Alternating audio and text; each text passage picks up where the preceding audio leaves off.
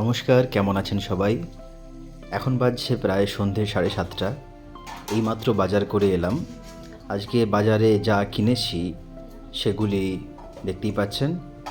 রয়েছে কাঁচা কুমড়ো, সাদা বেগুন, টমেটো, পেঁয়াজ, কাঁচা লঙ্কা আর নিয়েছি আজকে মুরগির মাংস।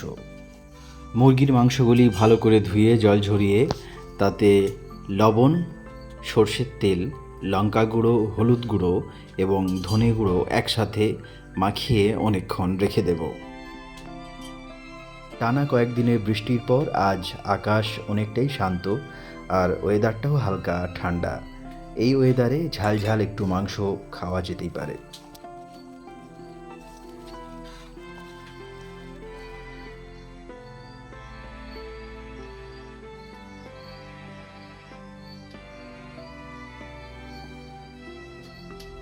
মাংস রান্না করার জন্য যে প্রয়োজনীয় মশলাপাতি আদা, রসুন, টমেটো, পেঁয়াজ এগুলি ছাড়িয়ে পরিষ্কার করা চলছে।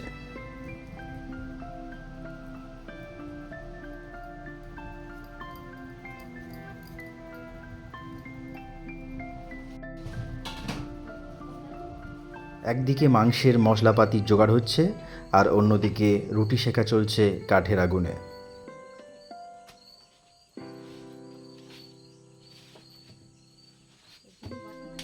আদা এবং রসুন ছাড়িয়ে ধুয়ে সেগুলিকে শিলে পেশাই করে নেওয়া চলছে।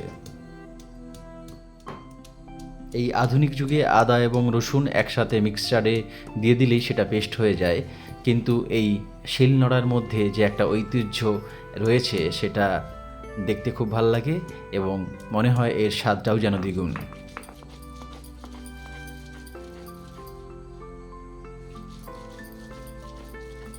আদা রসুন বেটে নেওয়ার পর মাংসের জন্য যে প্রয়োজনীয় পেঁয়াজ, আলু এবং টমেটো এগুলিকেও আমরা কেটে নিচ্ছি। আলু আমাদের মাংসের প্রাণ বললেই চলে বাঙালিদের। মাংসের মধ্যে আলু না থাকলে ঠিক জমে না, তাই বাঙালির পাতে মাংসের সাথে আলু অবশ্যই থাকবে। মশলাপাতি প্রস্তুত হয়ে যাওয়ার পর সর্ষের তেলের মধ্যে প্রথমে আলুগুলোকে লাল লাল করে ভেজে নিচ্ছি আমরা। আলুগুলো ভাজার সময় একটু অল্প পরিমাণে নুন এবং হলুদ দিয়ে দেব, যাতে সুন্দর করে ভাজা হয় এবং আলুর মধ্যে নুনটা ঢুকে যায়।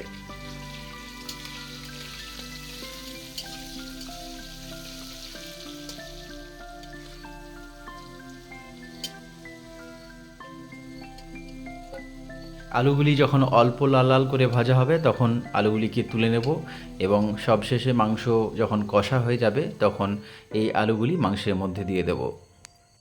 আলু ভাজা হয়ে গেলে গরম সর্ষের তেলের উপর আমরা দুটো শুকনো লঙ্কা এবং কিছু তেজপাতা ছেড়ে দিচ্ছি। এরপর দিয়ে দেবো কাঁচা পেঁয়াজগুলি ভাজতে। এরপর আস্তে আস্তে আদা রসুনের পেস্ট, লঙ্কা গুঁড়ো, হলুদ গুঁড়ো যা লাগবে সবই দেয়া হবে।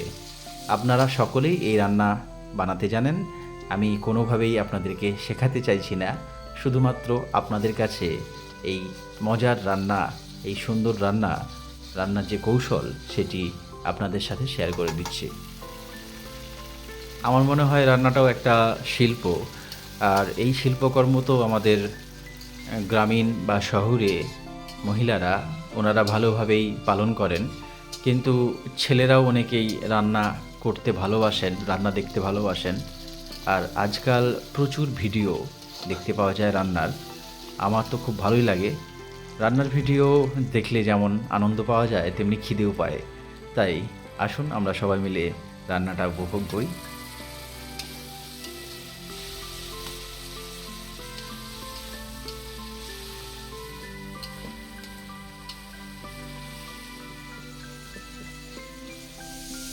কিছু সময় ধরে মশলা কষিয়ে নেওয়ার পর মাংসটি মশলার মধ্যে দিয়ে দেওয়া হচ্ছে।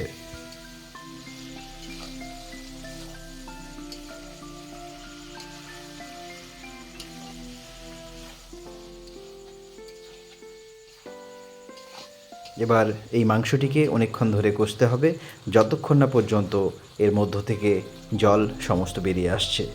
তার মাঝে কিছু কাঁচা লঙ্কা দিয়ে দিলাম, দেখতে ভালো এবং ওর টেস্টটাও ভালো হবে।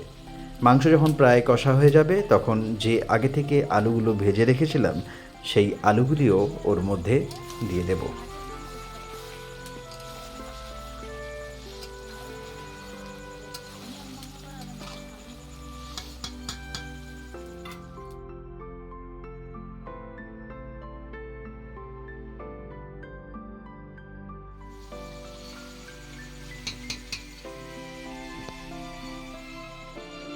গল্প করতে করতে মাংস কষানো প্রায় শেষ। এবার অল্প ঝোল বানিয়ে নেব, যাতে রুটি বা ভাত দিয়ে সুন্দরভাবে মাখিয়ে খাওয়া যায়।